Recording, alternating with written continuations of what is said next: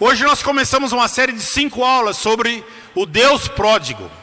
Pródigo quer dizer esbanjador, e a gente vai estudar nesses 5 domingos como Deus é tão poderoso em fazer coisas extraordinárias.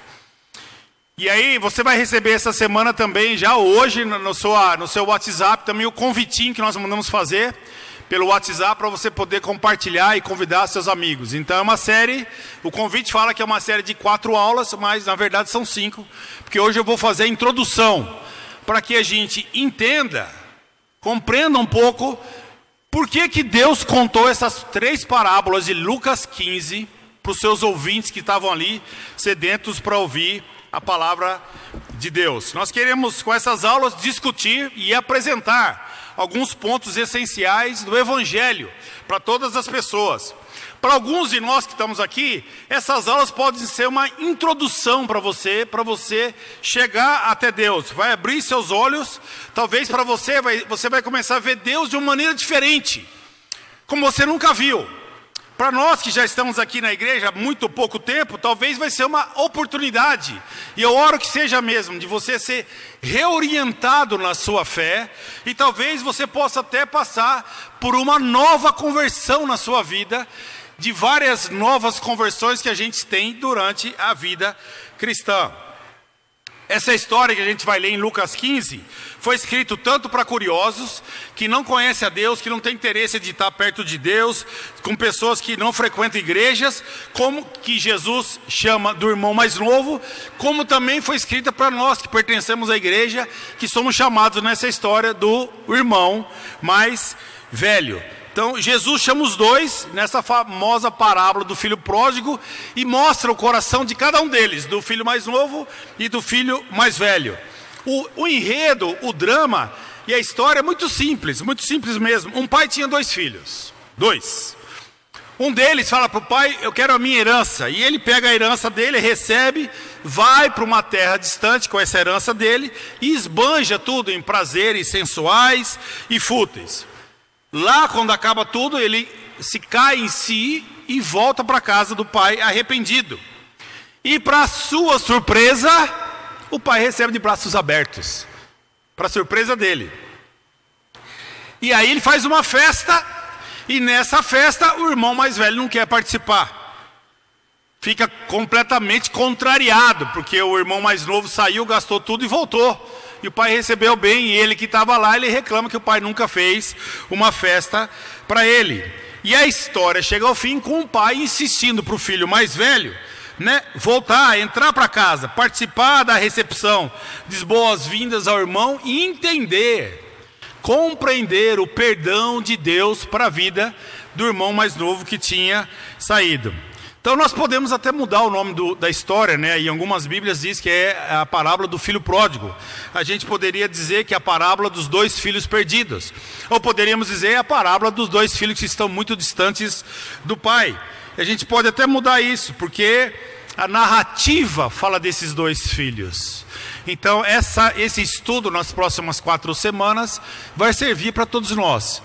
Ou nós somos o filho mais velho, ou nós somos o filho mais novo. Só não somos o pai dessa história, tá bom? Somos participantes dessa história. Então, essas parábolas de Lucas 15 e Lucas 16, se você estudar e ler durante a semana, eu encorajo você a fazer isso, você vai ver que elas são muito coesas, tem muita harmonia entre as duas, muito interessante. Jesus tinha, com a vinda dele, ele começa a ter convívio com um tipo de gente que religiosos naquela época, como os judeus, os saduceus, os fariseus, não tinham muito, que era com coletores de impostos, com os pecadores. E aí alguns desses começam a aderir ao grupo de Jesus, se tornam discípulos de Cristo. E aí eles vêm para ouvir essas histórias de Jesus, e junto vêm alguns também curiosos, fariseus e mestres da lei, para ouvir essa história. Então essas parábolas descrevem basicamente sobre a misericórdia de Deus, transcende todo o pensamento humano, toda ideia humana transcende sobre tudo isso. O centro das parábolas, em Lucas 15, é esse conceito que Deus fala de uma pessoa perdida, quando é salva, celebrada no reino de Deus. O reino de Deus se anima, o reino de Deus se encoraja, os céus vibram, todos vibram quando uma pessoa que estava longe de Deus vem para perto de Deus, se torna cristã ou saiu do convívio de Deus e volta para o convívio de Deus, né? Ela revela essa riqueza, uma paixão de Deus de salvar as pessoas, de querer você perto dele, todos os tempos e de todas as maneiras, né? Fala isso nas duas parábolas seguintes, antes de entrar na terceira parábola de Lucas 15, que é sobre o pai e os dois filhos. Então, para a gente entender essas parábolas e o que elas significam para nós, vamos entender por que Jesus contou isso. O que passava no coração de Jesus? O que passava no coração dos ouvintes? Porque às vezes você fala assim, essa parábola não é para mim, essa parábola é para ele, para aquele. Então vamos hoje, nessa introdução, compreender para quem Jesus está contando a história. E a pergunta eu te falo, será que essa história vai servir para você também? Será que você é o ouvinte que mereceria ouvir essa história? Então vamos investigar juntos em Lucas capítulo 15, versículos 1 e versículo 2. Lucas capítulo 15, versículos 1 e versículos 2.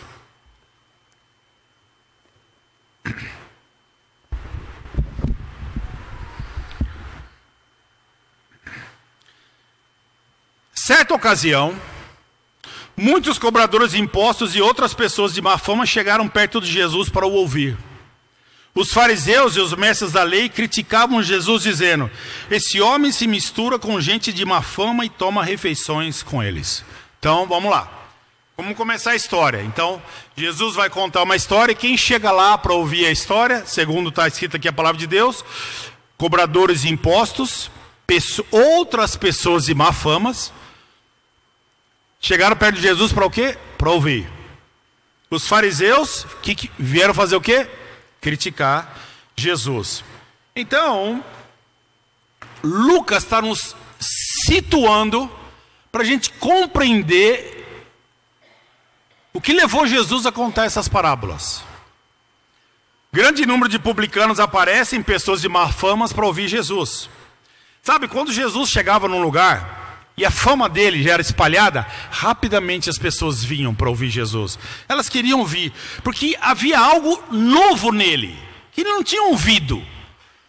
Um homem que eles nunca tinham visto, que chegava agora contando histórias de amor, de perdão, de misericórdia. Um homem afetuoso, um homem livre de qualquer tipo de farisaísmo ou hipocrisia. Um homem que falava daquele Deus poderosíssimo, mas que andava com quem estava na lama. Com o perdido, com o pecador, com o cobrador de impostos, falava com mestres, falava com fariseus, falava com reis, e falava com a viúva, e com o cego, e com o paralítico, e com qualquer tipo de pessoa. Eles nunca tinham visto isso. Então onde Jesus ia, chamava a atenção, despertava aquele, uau, vamos lá ouvir, é diferente. Completamente diferente. Eles nunca tinham visto isso. E aí o que acontece? Essa recepção cordial que Jesus era recebido pelas pessoas, pelos publicanos, pessoas de má fama, pecadores, né? Pessoas de má fama gostavam de estar perto de Jesus, imagina. Começou a criar murmuração entre os líderes religiosos, fariseus e os escribas, mestres da lei. Não, então, a contragosto deles, eles começam a ver um homem falar de Deus daquela maneira no meio daquele povinho pecador, distante de Deus, que talvez, provavelmente, nunca foram visitar suas sinagogas, ou talvez nunca permitiram eles irem na sinagoga ouvirem a palavra de Deus, e agora eles estão vendo que aqueles que eles não querem andar juntos, o Jesus está andando com eles.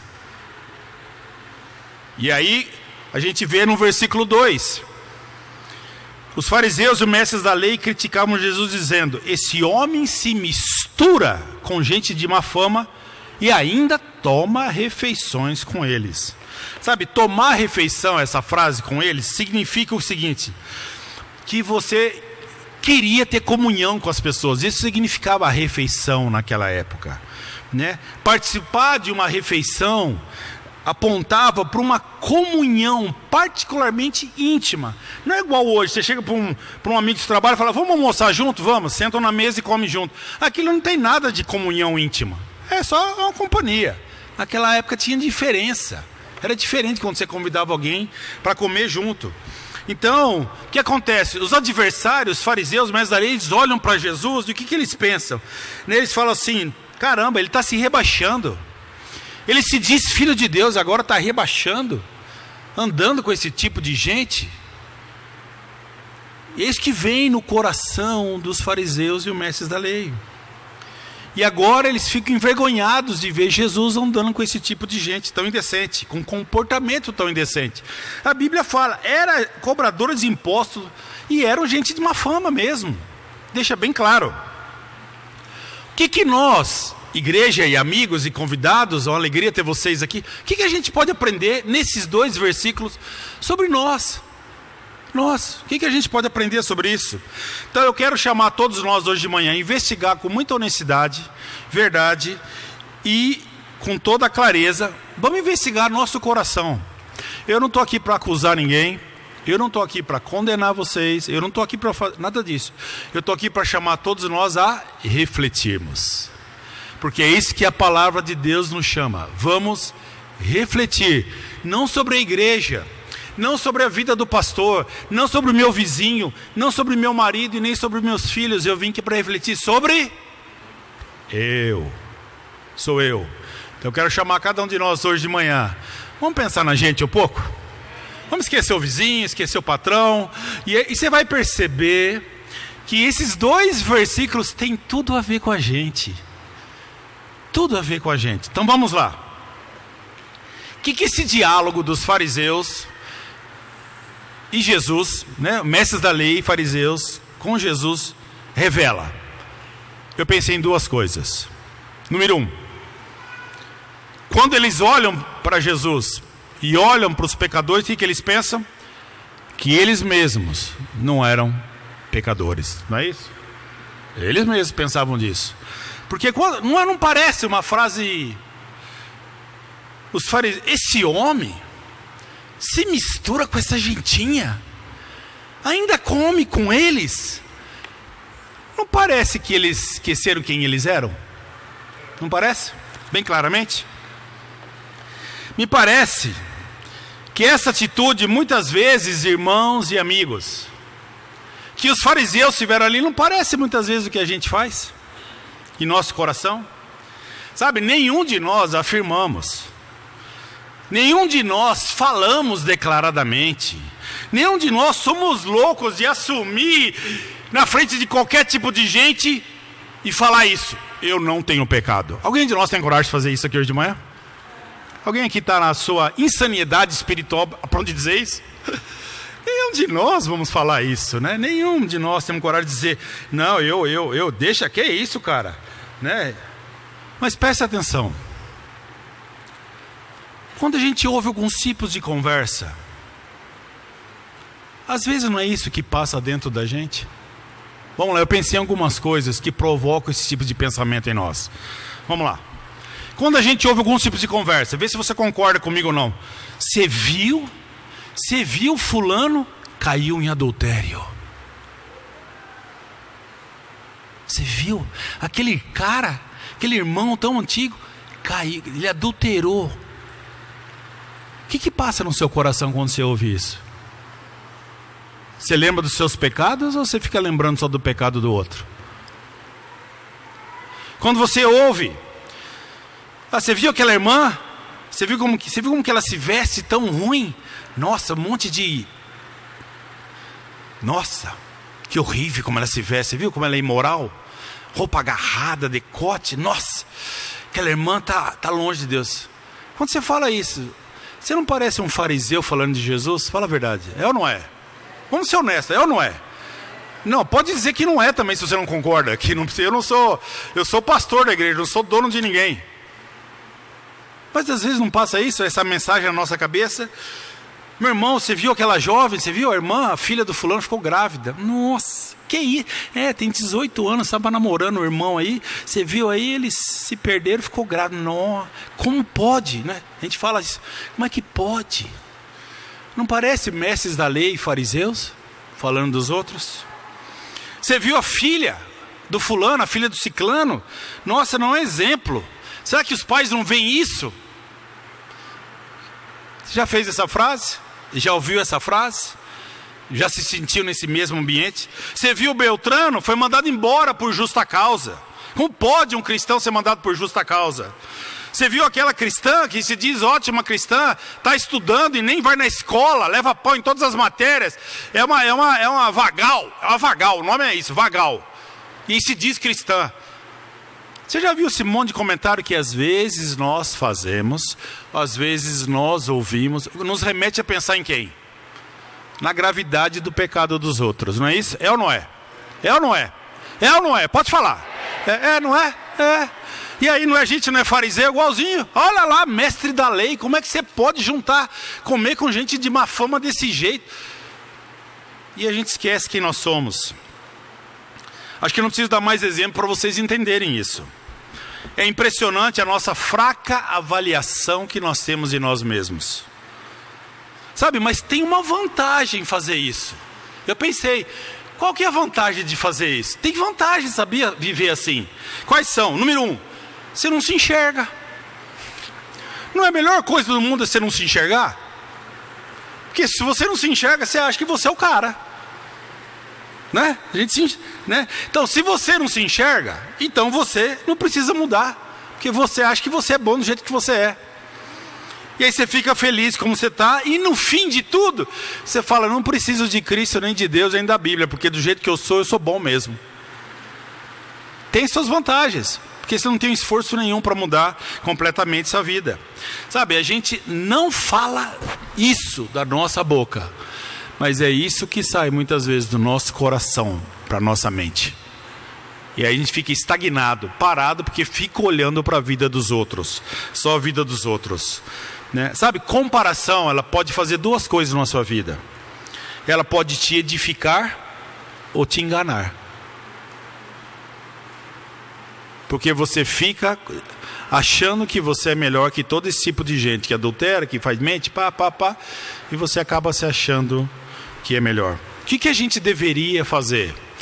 O que Jesus gostaria que os fariseus e mestres da lei fizessem? É o que ele ensinou em Mateus 7, versículo 1. Deixa seu dedo aí, vamos para Mateus 7, versículo 1. Não deixe seu dedo não, porque a gente vai em outras aulas, outras escrituras. Você vai ficar cansado. Mateus 7, versículo 1. Olha quanta sabedoria existe nessas frases. Olha quanto conhecimento do ser humano existe nesses 5 versículos. Olha como Deus conhece quem Ele criou, que somos cada um de nós. Mateus 7, versículo 1. Não julguem os outros para vocês não serem julgados por Deus. Porque Deus julgará vocês do mesmo modo que vocês julgarem os outros e usará com vocês a mesma medida que vocês usarem para medir os outros. Por que é que você vê o cisco que está no olho do seu irmão e não repara na trave de madeira que está no seu próprio olho? Como é que você pode dizer ao seu irmão, me deixa tirar esse cisco do seu olho, quando você está com uma trave no seu próprio olho? Hipócrita! Tire primeiro a trave que está no seu olho, então poderá ver bem para tirar o cisco que está no olho do seu irmão. Essa escritura vale para Lucas 15 ou não? Você vê, Deus conhece o que está dentro do nosso coração. Dentro do ser humano, sabe, dentro do ser humano existe, presta atenção nisso, uma satisfação malévola, é malévolo esse negócio, secreta, de ver a desgraça dos outros. Quando você está lá no seu bairro, e você vê alguém que você não gosta muito, a vida indo para baixo, aquilo te alegra. Quando você está no trabalho e você é promovido e o outro do seu lado não é, e o outro fica na pior, aquilo alegra. É interessante como existe essa alegria dentro de nós por ver desgraça na vida dos outros. Talvez por isso que esses canais que só contam notícia de derramamento de sangue fazem tanto sucesso. Porque a gente fica vendo esses canais, os loucos que gostam de ver esses canais, eu não vejo isso há anos. gosta de ver e dizer, graças a Deus eu não sou assim. Existe esse negócio dentro de cada um de nós. Queremos que o nosso eu brilhe no fundo escuro da vida dos outros. O outro está no escuro e você quer que a sua brilhe cada vez mais. A gente gosta de rebaixar outras pessoas para que a gente se torne grande. E geralmente esse julgamento é frio, é pelas costas, né? A gente delata, a gente julga mal as pessoas, a gente vive um farisaísmo escondido dentro de nós. E é um pecado que muitas vezes, irmãos mais velhos, a gente não lida com a gente.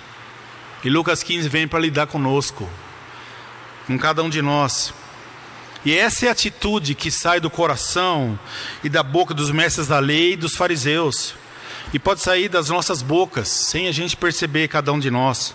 Jesus deseja que aqueles que seguem a Ele, que troquem o julgar por servir e ajudar o próximo. No versículo 3 ele fala, por que é que você vê o cisco que está no seu olho e não repara na trave de madeira? O cisco, que está no olho do seu irmão e não repara na trave de madeira que está no seu próprio olho. Fica claro como a gente usa lentes diferentes para ver a vida das pessoas. Quando você vai ver a sua vida, você pega uma lente bem pequenininha assim, para examinar a sua vida. Porque é pequenininho, não aumenta nada. Eu vou lá, só quero ver. Eu quero que o que eu sou diminua as coisas ruins e que apareçam as coisas boas. Mas na hora de falar dos outros, o que eu faço? Pego a bichona aqui, meu irmão. Deixa eu ver sua vida. Vamos trazer tudo para luz. Que horrível, né? E a gente usa essa lente com os outros, mas com a gente é bom, a gente é esperto, nós somos inteligentes, ninguém aqui está afim de se prejudicar. O que Jesus fala? Ei, quer trocar? Você quer trocar hoje ou não? Vai ter coragem de trocar? Seu amor por Deus te dá coragem de você trocar? É isso que ele está falando aqui para cada um de nós. Que a gente vai parar de olhar para os outros e vamos olhar para nós. Que nós vamos parar de olhar para qualquer tipo de coisa, nós vamos olhar para nós. Que agora eu vou focar no quem? No eu. No eu. Quem que vai orar nessa igreja todos os dias? Quem? Eu. Não é você. Eu vou orar. Não é o pastor que vai orar, não são os líderes. Eu vou orar. Eu vou orar. Quem que vai amar nessa igreja? Eu vou me levantar e eu vou amar. Não é a igreja vai amar. Não é meus irmãos que vão amar. Eu vou me levantar. Quem vai servir nessa igreja? Quem? Eu vou servir. Eu quero servir. Quem vai ofertar nessa igreja com generosidade e amor? Quem vai? Eu. Não é quem tem pouco, quem tem muito. Eu vou. Porque é meu Deus, é meu Senhor, é o Altíssimo, é Jesus. Sou eu.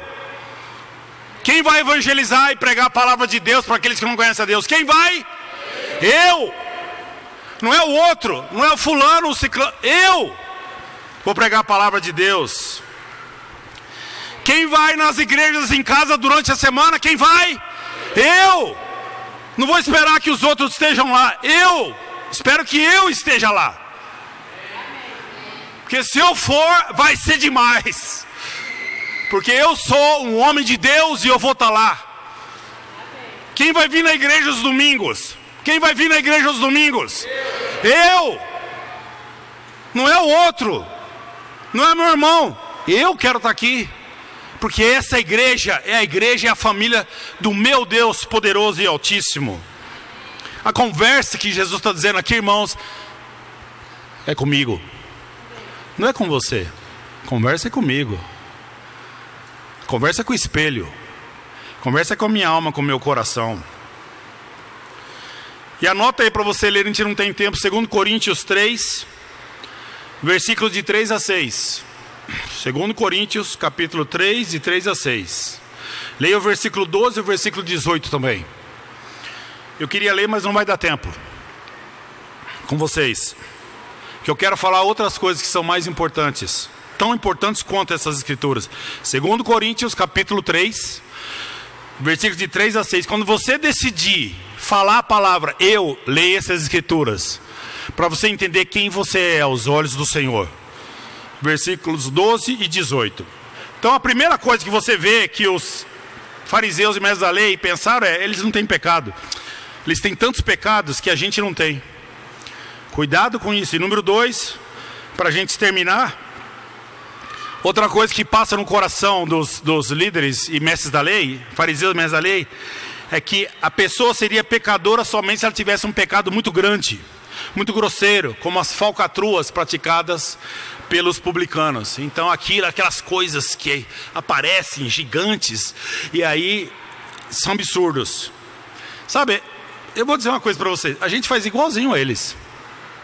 Impressionante.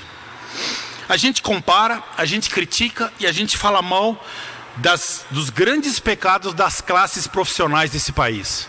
Eles estão aqui em Lucas 15 metendo o sarrafo nos cobradores de impostos. É a classe inteira, não importa, não conheço quem faz parte, mas eu vou descer a lenha. Esses caras são horríveis.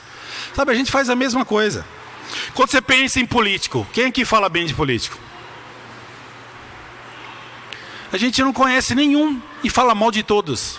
A gente faz igualzinho os mestres da lei. Quando a gente fala dos artistas, como a gente fala da vida deles? A gente fala mal. A gente fala mal deles. Da vida, da imoralidade, da família, que ninguém consegue manter o casamento, etc, etc. E como a gente fala dos patrões? Quem aqui elogia seu patrão? Quem aqui? 1, 2, 3... Isso. Então, se você não elogia, você faz o quê? Porque em silêncio você não fica. Não fala que você chega lá e fala, não vou falar nem bem nem mal, vou ficar na minha. Meu irmão, não caio mais nessa não. Nosso coração não é tão bonzinho assim não, a gente fala. E a gente então pega todo mundo e põe todo mundo no mesmo saco. Todo artista é ruim, todo político é ruim, todo patrão é ruim. E quando fala de líderes de igreja, então Deus me livre, dá até medo de pensar o que as pessoas falam deles, né? E eu quando me apresento para as pessoas, elas falam, o que você é? Se eu falo que eu sou pastor, a primeira afirmação que vem é, você está bem, cara, você está bem. Por quê? Porque a classe já está condenada. Já era, meu irmão, não adianta contratar nem advogado, já está condenado por vezes. Jogador de futebol, gostamos dele, mas quando a gente vai falar da vida dele, o que sai? Não sai elogio. Então a gente já acusa todo mundo, igualzinho os fariseus fizeram, por causa do grande pecado da classe, né? E sabe, o que não falta para a gente é munição apropriada para fazer isso, para essas classes inteiras de profissionais sem a gente conhecer. E assim fizeram os fariseus e mestres da lei. Fariseus e mestres da lei. Sabe, interessante, fariseu é um nome dado a um grupo de judeus devotos ao Torá. São os 5 primeiros livros da Bíblia. Eles surgiram nos 2º século antes de Cristo, os fariseus. Eles apreciavam muito a lei oral e a lei escrita. E foi eles que criaram a instituição da sinagoga. Olha que interessante. Eles, né? Então, e olha que interessante, a palavra fariseu significa separado. Então, eles se achavam na comunidade de Israel os verdadeiros santos. É assim que eles se viam. É assim que eles se viam, né? Então eles eram, por causa da sua oposição a Jesus, né? Eles eram chamados de fanáticos, hipócritas e manipulavam as leis a seu favor, né? Então, por isso que deu esse nome de fariseu, né? Então, ele já tem uma ideia formada sobre os cobradores de impostos e sobre todo mundo. E de novo, o que a gente pode aprender de novo, irmãos? Que a gente precisa parar. E a gente precisa se livrar desse olhar de superioridade. Chega de julgar, nós falamos isso no começo do ano. Chega de julgar pessoas. Chega de falar mal de pessoas. Para! Jesus está dizendo, para com isso. Para eles, nos livre desse orar, desse superioridade, dessas críticas que você tem. Quem somos nós para se achar tão superior? Quem somos nós? Parece que a gente é imortal, né? Que pode falar mal de todo mundo e criticar dessa maneira. Sabe, duas escrituras têm andado comigo todos os dias. Eu queria compartilhar com vocês, 2 Crônicas 29. Agora eu queria compartilhar com vocês as duas coisas que eu tenho, uma coisa que eu tenho aprendido nos meus tempos com Deus e na minha caminhada com o Senhor. E espero que te ajude. 2 Crônicas 29, versículo 11. Sabe, quando a gente começa a falar mal das pessoas, pensar mal das pessoas, quando a gente se acha superior e tudo isso que Jesus estava vendo no coração deles, a gente esquece quem nós somos muitas vezes. Eu queria lembrar a vocês quem nós somos. Você que está aqui nos visitando, você que é nosso irmão na fé, quero te lembrar quem nós somos. 2 Crônicas 29, versículo 11 a 13. Depois do povo de Deus dar uma oferta maravilhosa, desculpa, irmãos, é 1 Crônicas 29. 1 Crônicas, me desculpa. Depois do povo de Deus dar oferta para construir o templo, e aquela oferta foi demais, passou até do que era necessário, Davi faz uma oração. Essa oração dele tem profundamente mexido comigo nesses últimos 2 semanas, depois que eu voltei de férias. Profundamente. Tem me feito pensar quem eu sou, que tipo de pessoa eu quero ser, para onde eu vou com a minha vida. E eu queria compartilhar com vocês alguns pensamentos. 2 Crônicas 29, versículo 11. Olha o que Davi louva a Deus. Ele diz assim: Tu és grande e poderoso, glorioso, esplêndido e majestoso. Tudo que existe no céu e na terra pertence a ti. Tu és o rei, o supremo governador de tudo. Toda a riqueza e prosperidade vem de ti. Tu governas todas as coisas com teu poder e a tua força, e podes tornar grande e forte qualquer pessoa. Agora, nosso Deus, nós te agradecemos e louvamos o teu glorioso nome. Com certeza a gente pode ter aqui muita coisa sobre nós e sobre Deus. Então vamos lá. De quem é tudo? Tudo é grande, é poderoso. Tudo que existe no céu e na terra pertence a quem? Deus. Então vamos lá. De quem é tudo? Deus. Tudo que há nos céus e na terra pertence a quem? Então todo mundo concorda que tudo vem de Deus. Você tem certeza disso? Ou você está aqui só indo com a multidão? Tem certeza? Tudo vem de Deus, beleza. Se a gente acredita nisso que está escrito aqui, como Davi fala, eu quero cada um de nós a sermos verdadeiramente e abundantes, generosamente, com o que nós temos. Porque o que nós temos não é nosso, é de quem? É de Deus. Então, se você tem tempo, dá seu tempo para quem precisa de tempo. Se você tem sua casa e você sabe que a casa não é sua, é de Deus, então abre sua casa para ser hospitaleiro. Se você tem sua vida e saúde, você sabe, tudo que eu tenho, tudo não é meu, tudo é de Deus. Então essa vida não é minha, é de Deus. Então eu vou usar essa vida para amar, para servir e para ajudar outras pessoas, para encorajar minha família e todas as pessoas do meu lado. Seu dinheiro, agora vai pegar. Porque quando fala de dinheiro, o bicho pega, não fala a verdade, né? Ainda mais dentro de igreja, né? Que o pessoal já acha que o dinheiro vai ser mal usado, manipulado, etc, etc. Né? Então, dinheiro está nesse pacote quando fala assim: tudo que existe no céu e na terra pertence a ti. Está dentro ou está fora? Seu salário está aqui dentro ou não? Tá, o dinheiro que você recebe todo mês está aqui? Beleza, o meu também. Então, quando a gente fala de dinheiro, aí vem. Aí porque o dinheiro revela o quê? Nossa pouca falta de fé. Nossa pouca fé, desculpa. Porque pouca falta de fé é muita fé, né? Então, revela nosso egoísmo, nosso materialismo e aí vai. Se dinheiro está nesse versículo, eu quero convidar você a ser generoso na sua oferta. Sabe que a gente não é? Porque a gente acha que não é nosso. Que não é de Deus o dinheiro é meu. O resto é de Deus, mas o dinheiro é meu. E a gente não entende que tudo é de Deus de maneira maravilhosa mesmo, né? Dinheiro mexe com a gente. Então eu quero convidar essa igreja, cada um de nós, a sermos generosos. E a gente é chamado a ser generoso o tempo inteiro. No versículo 12: toda a riqueza e prosperidade vem de ti. Tu governa todas as coisas com o teu poder e a tua força. E pode se tornar grande e forte qualquer pessoa. Quem tem a força nesse mundo? Deus. Quem tem poder nesse mundo? Deus. Então quem acumula as forças e o poder? É Deus. Não é o He-Man que tem força, irmãos. É Deus. Deus tem a força. Nas mãos de Deus estão a força e o poder, a palavra de Deus fala. Não é nosso, não está nas nossas mãos. É dele que vem a nossa força. É de Deus que age em cada um de nós. É Deus agindo em tudo. Tira a sua força, você não sai da cama.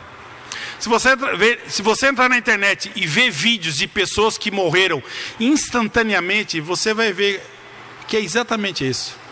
Na internet tem cheio de gente morrendo rapidinho assim, ó. Tem vídeo de pastor morrendo no púlpito. O cara pregando e cai morto. Tem um vídeo de um ladrão assaltando um posto de gasolina. No meio do assalto o cara tem um infarto e morre. No meio do assalto. O cara cai duro assim, ó. Tá cheio. Assiste esses vídeos para você ver que sem a força de Deus, balbal, meu amigo, acabou. Você não é nada, eu não sou nada, nós não somos nada, ninguém é nada nesse mundo. Ninguém é nada nesse mundo. Então, eu quero chamar cada um de nós a lembrarmos disso. Em Deuteronômio 18, versículo 17, agora vem um desafio muito grande para cada um de nós, e um chamado, e um entendimento, e uma compreensão de toda essa escritura. Deuteronômio 18, a gente precisa terminar, né? Precisa. Versículo 17. 18:17. Então o Senhor me disse: esse pedido do povo é justo. Do meio deles, Deuteronômio é 8, não 18, desculpa, nossa, hoje está difícil aqui, né? É que eu estou com uma vontade de ler NVI, entendeu? Então, mas vamos lá. Deuteronômio 8:17. Portanto, não pense que foi com a sua própria força. Abre aí sua Bíblia, desculpa, vou esperar alguns abrirem. Deuteronômio 8:17. Portanto, não pense que foi com a sua própria força e com o seu trabalho que vocês conseguiram todas essas riquezas. Lembre-se do Senhor, nosso Deus, pois é Ele quem lhes dá força para poderem conseguir riquezas. Deus quem dá forças para vocês conseguirem riquezas. O que essa escritura chama cada um de nós a pensarmos? Número 1, para de cantar aquela música do Roberto Carlos. Esse cara sou eu. Esse cara sou eu. Você não é nada. Esse cara é Deus. Que se Ele não te dá força, como fala aqui a escritura claramente, você não é nada. Eu não sou nada. Mas nós somos de uma geração e de um mundo que é eu sou, eu faço, eu conquisto, eu avanço, eu cresço, eu mudo, eu.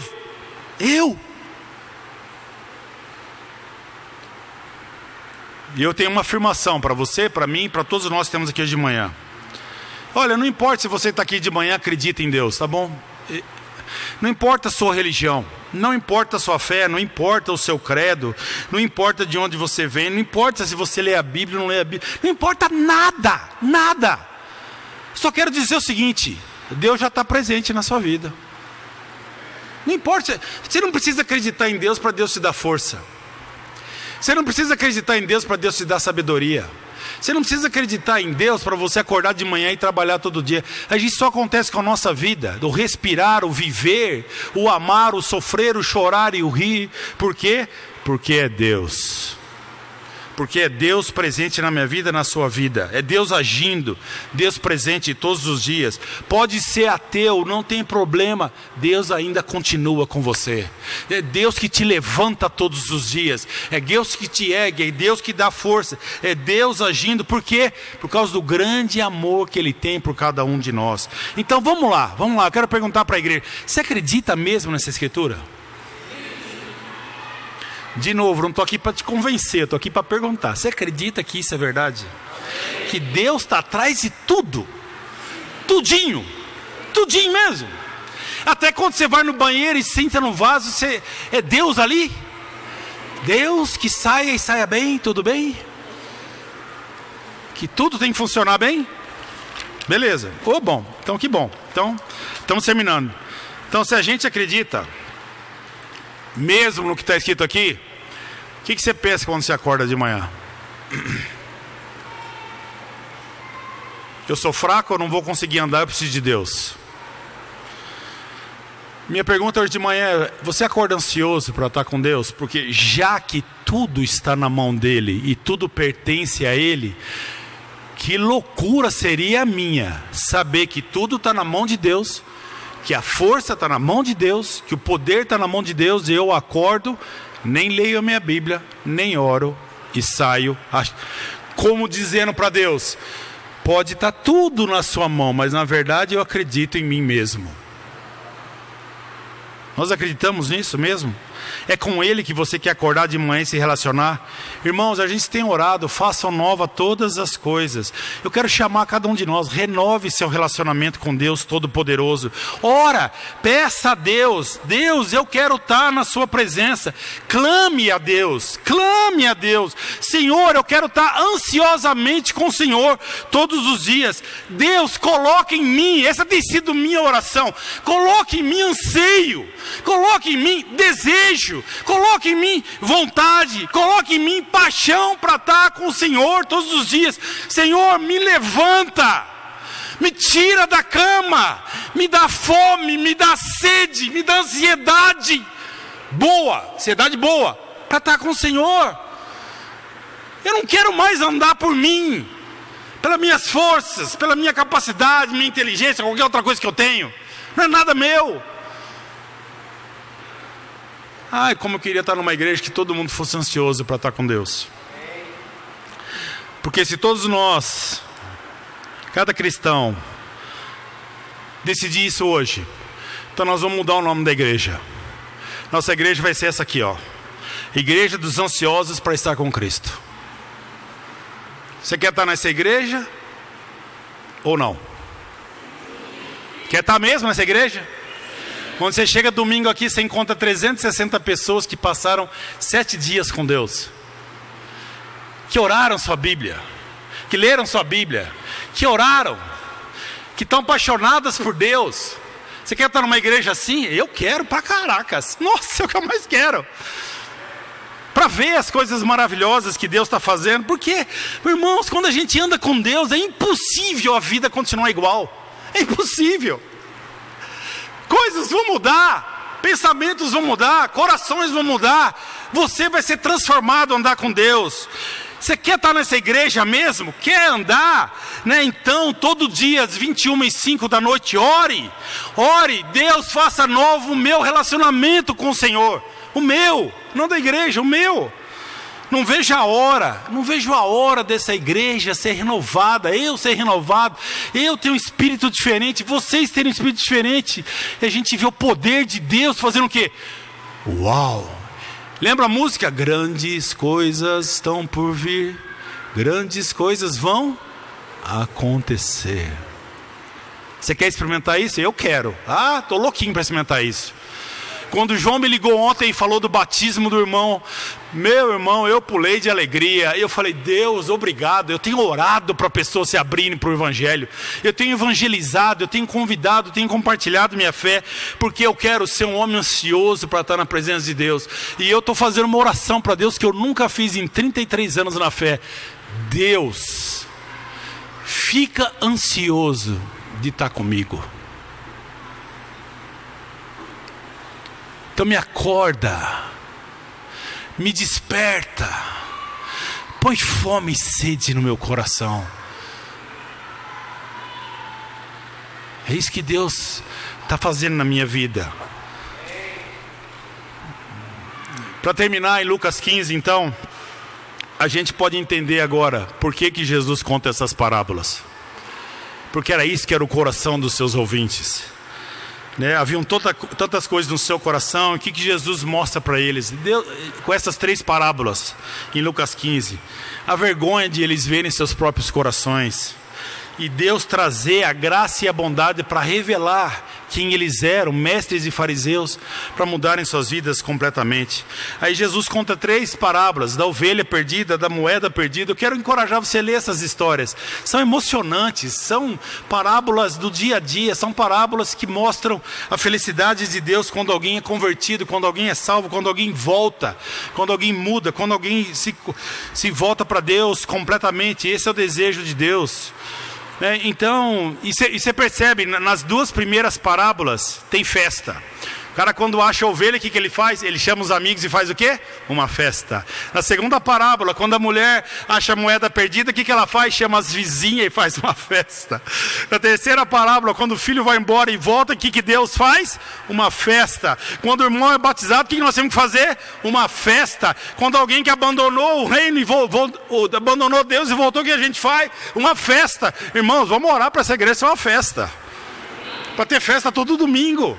Festa todo dia na nossa vida, porque a gente está voltando para Deus, e é isso que eu quero encorajar vocês. Espero que você possa ter refletido sobre sua vida, meditado, e leia essas parábolas a semana que vem, e nós continuaremos estudando particularmente a parábola de Lucas 15, dos 2 filhos distantes de Deus.